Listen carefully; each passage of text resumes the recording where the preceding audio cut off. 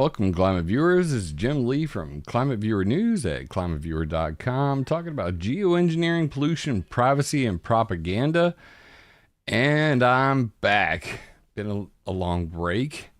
Been getting a whole bunch of those "Jim, are you okay?" emails. I am. I've been very busy, and I'm looking forward to showing you some of the things I've been up to. But today we're going to focus on a new geoengineering company. That's right, for-profit geoengineering. And I'm not just talking about those two yahoos out on the West Coast, make sunsets, throwing balloons in the air. This time we're talking about a new company called Stardust Labs based out of Israel. Now, I previously covered them when there was just whispers on the internet about this company back in March. And at the time, in March, there was very little information on them. Israel's stealth geoengineering project on my SUBSTACK at ClimateViewer.substack.com. This was March 3rd, 2024. Now, since then, there hasn't been so much as a peep until Janos Pastor, former UN guy, he did a deep dive into the company and gave them some advice and published a report on Stardust Labs. And we're going to get into that and probably touch a little bit on the geoengineering governance issues that are arising as a result of this. And we're going to go into that into great detail in the next video. How about tomorrow night?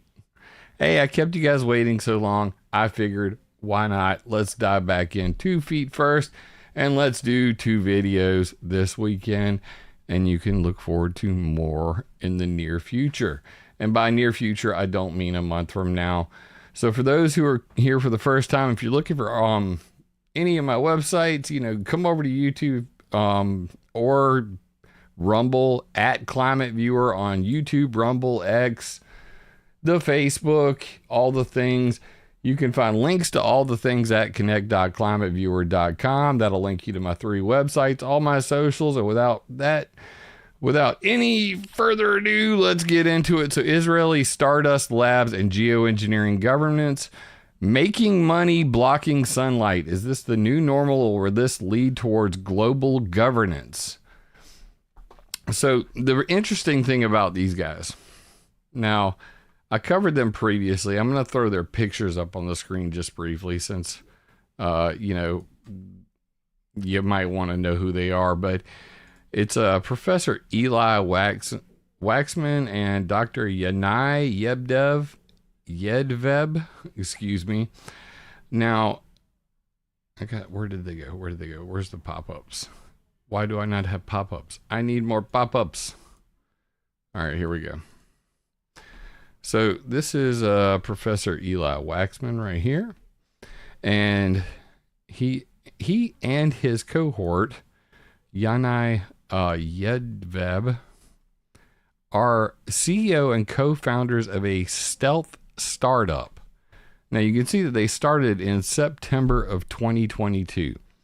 Now what's interesting is that they both Professor Eli Waxman, head of the Particle Physics and Astrophysics Department of the Weizmann Institute and former chief scientist of the Israeli Atomic Energy Commission, and Dr. Yanai is former deputy chief scientist at the Israeli Atomic Energy Commission.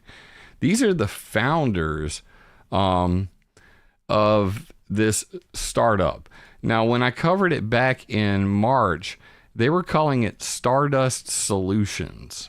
So, of course, it made it very hard to find information on companies like Stardust Solutions because there literally wasn't like almost no information whatsoever about them. This is one of the articles, that mentioned them back February 14th of 2024. There was very little information on them, and anytime I would, Google Stardust Solutions, I went nowhereville. But now we've got the dirt on the deets. I need the deets. You guys know I'm a deets person. Stardust operates as an investor funded startup incorporated in the United States with a subsidiary company in Israel where most of its activities are taking place. In fact, here's the addresses for both of those. Google Map links directly to Street View if you want to find them. Now that we know where they are and where they're working from, you can actually see that they have a website up now. It just basically says coming soon. Wonder where your boy got that cover image from. Yeah, I kind of borrowed it from their website. You guys can figure that out. For profit, for governments. Why for governments? What are you saying? I thought you said governance, not governments. Now we see what's going on here. So basically over here on LinkedIn, Janos Pastor, former executive director of the Carnegie climate change thing. I'll give you his details. Carnegie Climate Governance Initiative. There's that word, governance. He was also Carnegie Council and senior advisor to the UN Secretary General on climate change. And that's where I first heard of him. Was some of his comments on geoengineering for the governments at the United Nations. I want to say nuts, but anyway.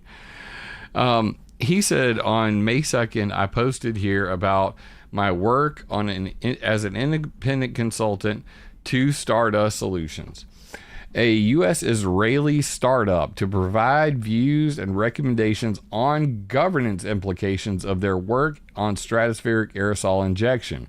As promised, my report attached below would be made public. Beyond Stardust, I hope that the ideas in this report will be of use to other startups, whether for or nonprofit, but also relevant to state and non-state actors. In some ways, this is uncharted territory, but I do believe the report addresses some key issues. I hope that by making this available publicly, it will encourage different actors to reflect on these and to come up with their ideas on what governance implications are and what can be done about them. I look forward to feedback on this report. Now, I actually did hit the guy up on X because he said that in this report that Stardust Labs would be, publishing this report on their website. And clearly, as of right now, there's nothing on the website. He did respond to me, and Mr. Pastor said that basically Stardust Labs website will be live in February. Stay tuned to that. This video is mainly about drawing attention to a new company, a new startup, a stealth startup. Now, what is their business model and why does it matter? So this is kind of important, and I'm going to throw this up on the screen just so you guys can read along with me.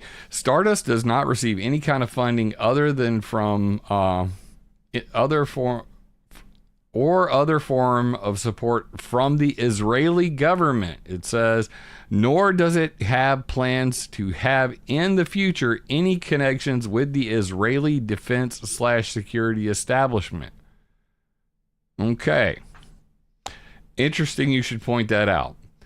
Especially since, as we already stated, both of them used to work for the government at the Israeli Atomic Energy Commission, but they don't work for them anymore and they don't want anything to do with them. Okay. They got their funding from AWZ Ventures and Solar Edge Technologies, an Israeli NASDAQ traded renewable energy company. And the other, AWZ Ventures, is a Canadian Israel leading deep tech VC3. So we got a Canadian Israel company and an Israeli company that invested in an Israeli company that was incorporated in the United States. Are we all on the same page here now? Because this is starting to sound a little weird. Now, their business models, what's interesting is that they are, they've already got applications for relevant intellectual property has started, such as trademarks, copyrights, patents, that sort of stuff. Investors are taking a risk by anticipating that in the future, governments may adopt stratospheric aerosol injection technology, and if so, purchase the rights to use the technology developed by Stardust. If this expectation is not met, they are risking not receiving a return on their investment. So these two companies invested $15 million in an Israeli startup, which is incorporated in the United States, which has a sole purpose of, if in the future the government decides to block out the sun, they want to have the technology ready to deliver to service government contracts to geoengineer the world. I think that's kind of big news. I think that more people should be paying attention to Stardust Solutions, and that this is definitely something that should be on your radar.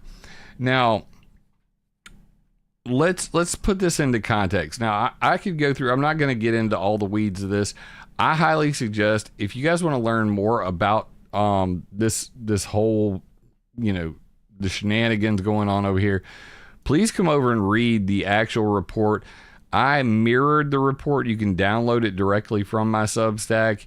And, I highlighted what I considered to be the important parts, like developing a dispersion system prototype level, both in lab experiments and aerial checks.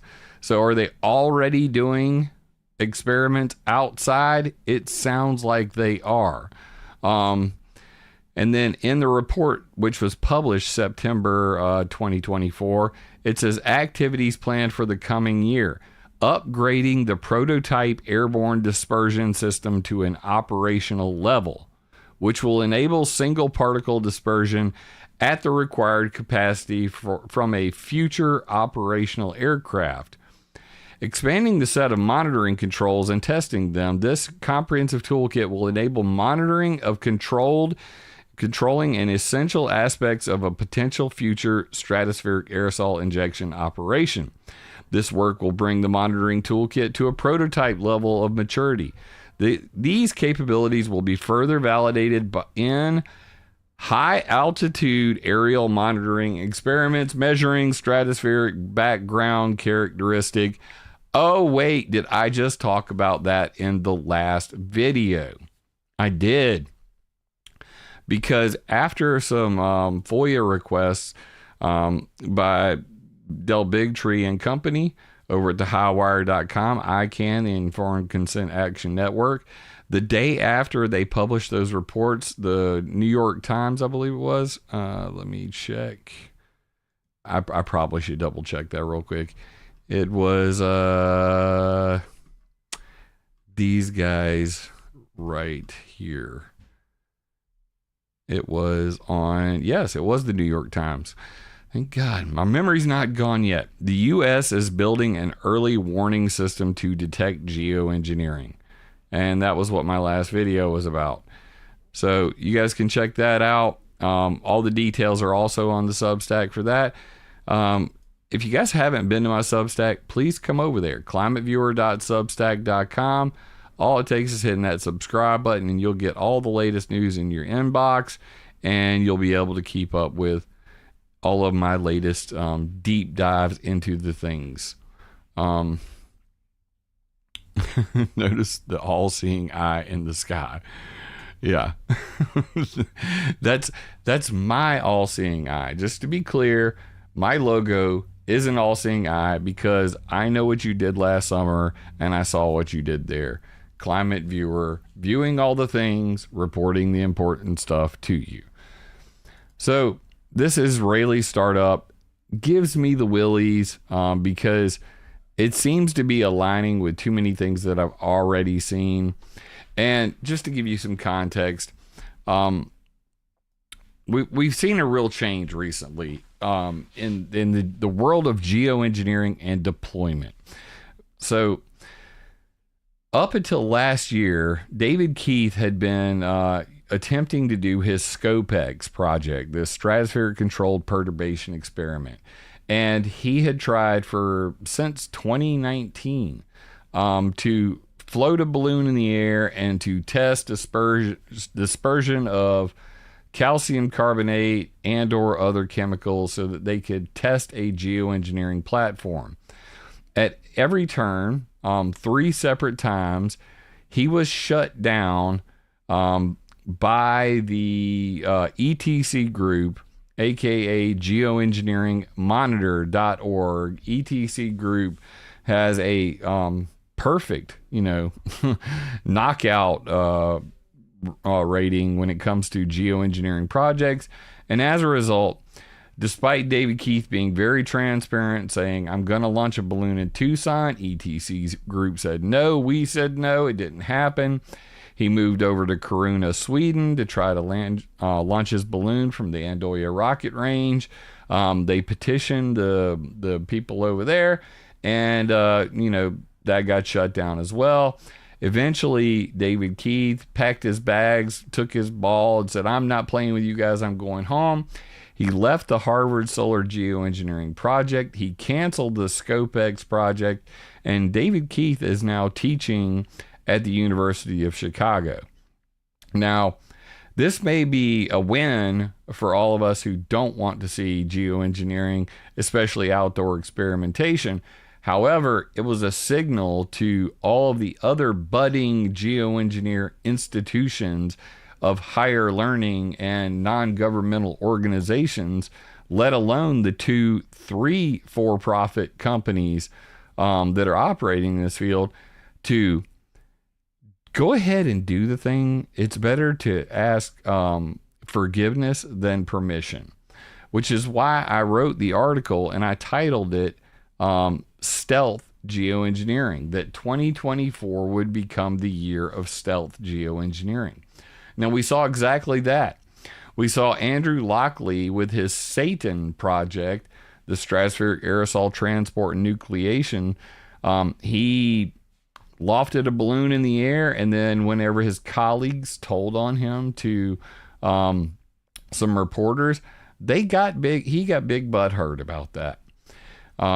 He did not want anybody in the public to know about it until he was able to peer review, publish his papers on it and all of that. Stealth geoengineering. Then off the coast of the San Francisco, they basically I think it was Pacific PNNL, Pacific Northwest National Laboratory, and Silver Lining, Washington State University, I believe it was. They basically attempted a marine cloud brightening project in San Francisco. That led to much butthurt as well. We saw that here, and I'll bring up some of the failures of last year, which really highlight. Shout out to Andrew Lockley for this one right here. Restrictions and bans on solar radiation management.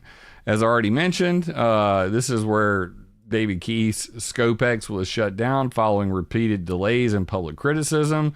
At the UN Environmental Assembly, they withdrew a draft resolution calling for more research into SRM, basically because Africa, Vanuatu, Brazil, a bunch of southern countries said, you know what, we don't want solar radiation management. So they failed on writing laws to do that.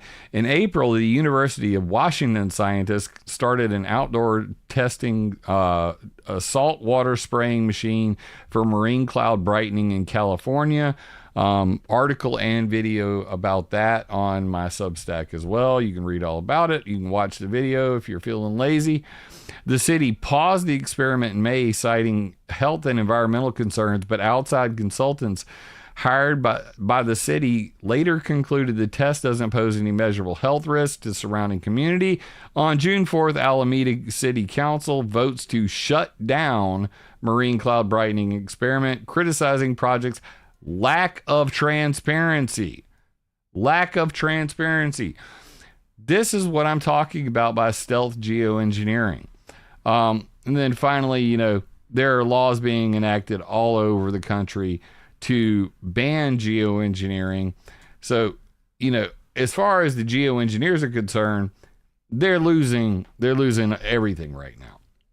So it's better to ask forgiveness than permission. Stealth geoengineering, a stealth startup.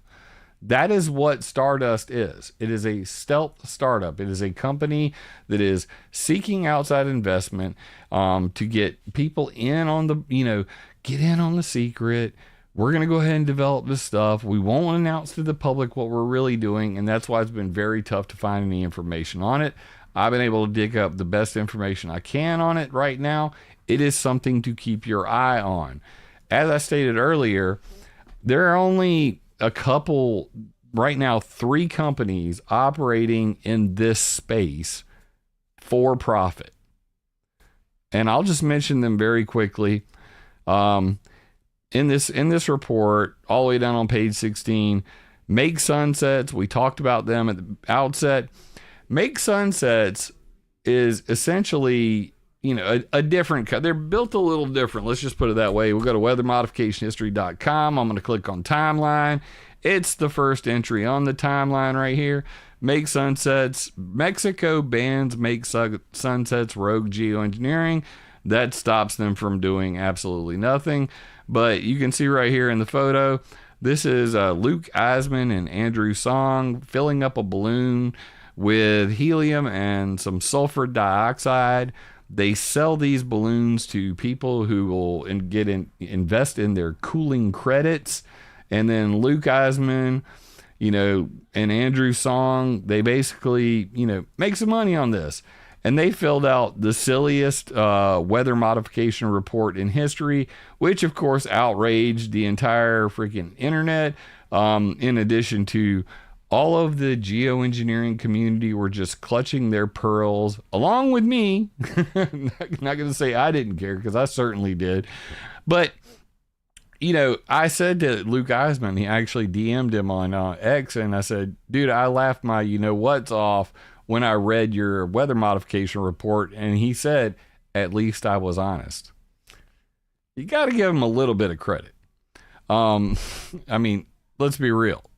So there's that versus, the let's just do it and then ask for forgiveness afterwards.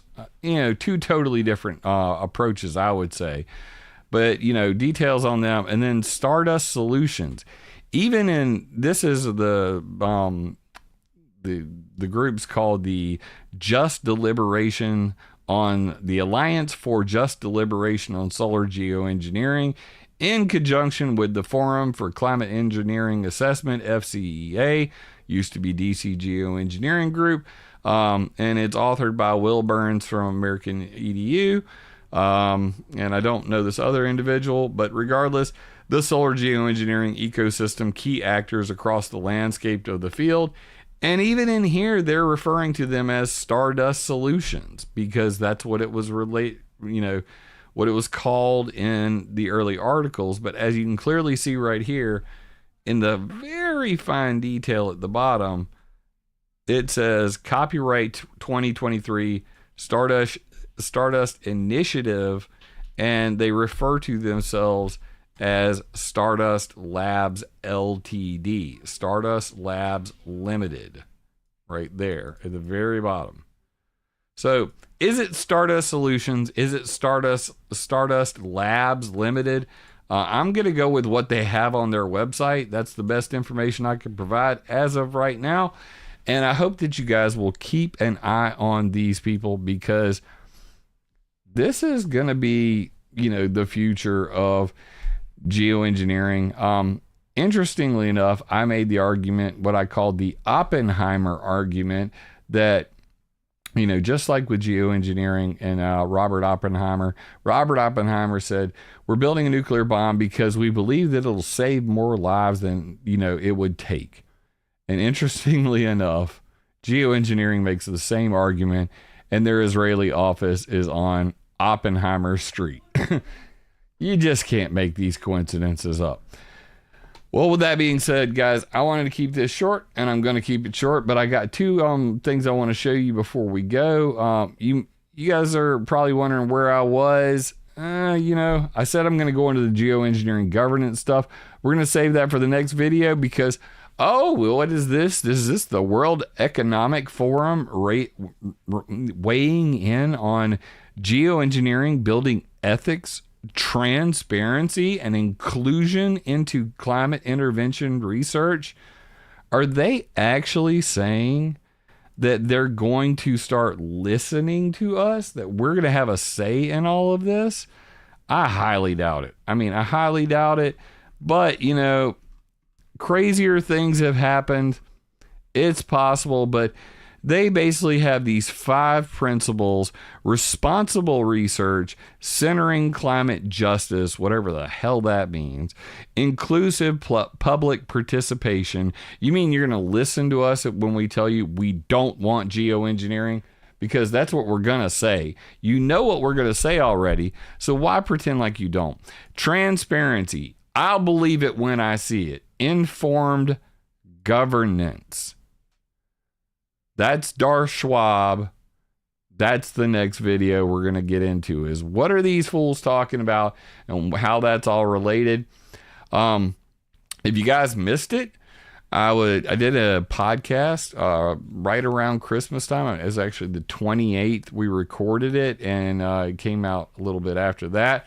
And over here on Dr. Peter and Ginger Bregan's Substack, you can check it out. Weather manipulation damaging our health, our economies, and our world. And they wrote a nice little article to go along with it. You can listen to the podcast there. I'll drop that link in chat. Here it goes. Chat's for everybody. Go there, tell them I said hi, and like and leave them a comment. That'd be nice. And last but very not least, so what have I been up to? Now, you guys all have met ClimateViewer 3D. Now, the old ClimateViewer 3D looks like this. Now, it's good. It's great. It's been, it's a beautiful map. I love the map. ClimateViewer 3D, the bestest 3D map you're going to find with all the things. It's got the geoengineering things. It's got the pollution things. It's got those HARP things, but it could be better. And the reason I'm saying that is because when I go in here and I turn on all these weather modification projects and I flip through them real quick, and I'm just going to turn a bunch of these on, some extremely low frequency stuff. How about all them harps?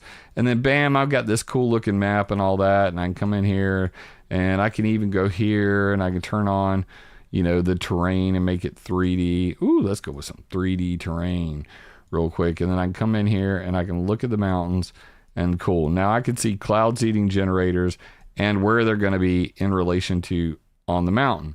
The problem I have is that in order to share this with people, it's been kind of complicated. People really don't understand how to use the damn thing.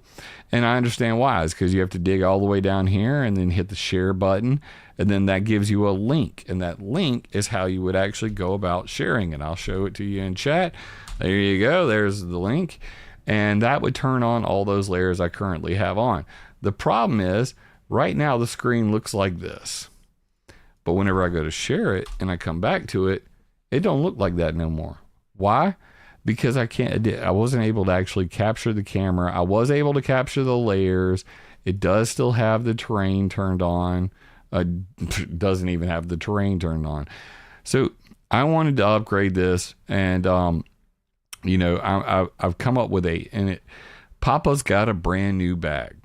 So a couple things happened. Back in December, after my last video, I decided I was going to recode this thing from scratch. And for starters, I went to Codefinity, I believe it was. Excuse me. Yeah, Codefinity, I believe it is. Yes, Codefinity. And I took a whole bunch of classes on JavaScript, kind of updating my skill set so that I could come up and build a better mousetrap. And this is where we are now. Oh my God. So beautiful. So beautiful. So freaking beautiful. This is the new version. I'm calling it ClimateViewer 3D Pro. So pro, so professional. Mwah.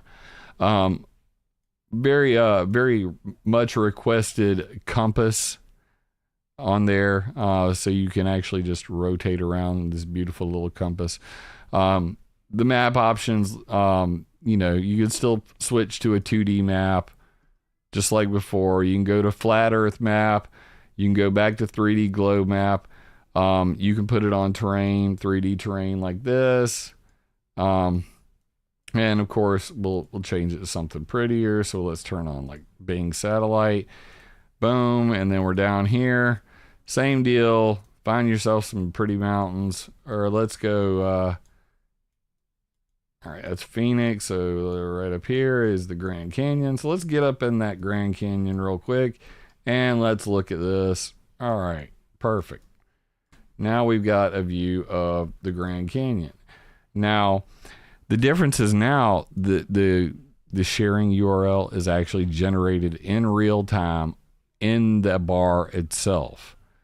So whenever I share this URL, I can copy it, I can paste it, I can hit enter, and guess what happens? Boom. It's exactly the way you left it. I'm going to do you one better. I wanted to include something that I haven't been able to include since 2013. Since 2013, this originally was on Google Earth, and I had a Google Earth plugin. Well, guess what? We back. Google Earth is back.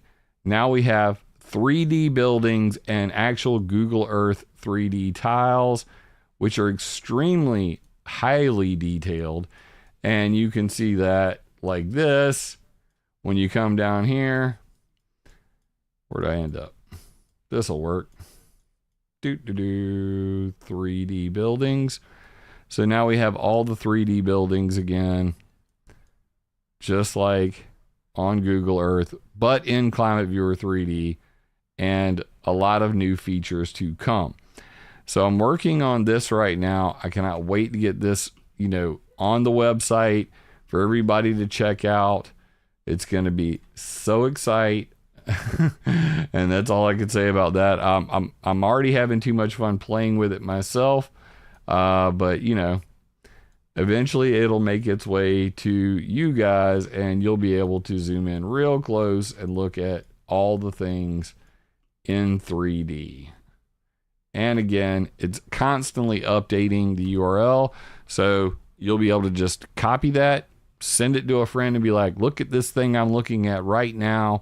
And then bam, it'll load it up exactly where it was, because it's capturing the camera controller and all of the features. Plus it will show all the stuff. So I'm very excited about this. Is what I've been doing. You guys know how I am. How can I send this info of Chile to... what's up, Kramos? I meant to call you, bro. This is my brother down in Peru.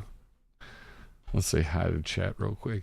I'm gonna... It's not on the internet yet, Kramos. So, like, this is currently running on localhost. This is running on my computer. For those who don't understand how that works. It's going to be, I just cannot wait to get this thing going, because it's just going to be too much fun.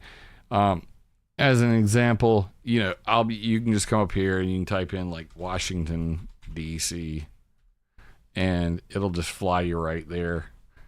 And once you get there, you can come straight down to the Capitol building, and then boom, there's the Capitol building in 3D. Don't try this at home unless you've got fiber optics. Mine's just loading super fast because I've got that 1 gigabit per second, baby. You know, you can go up to New York City. Let's go to Manhattan.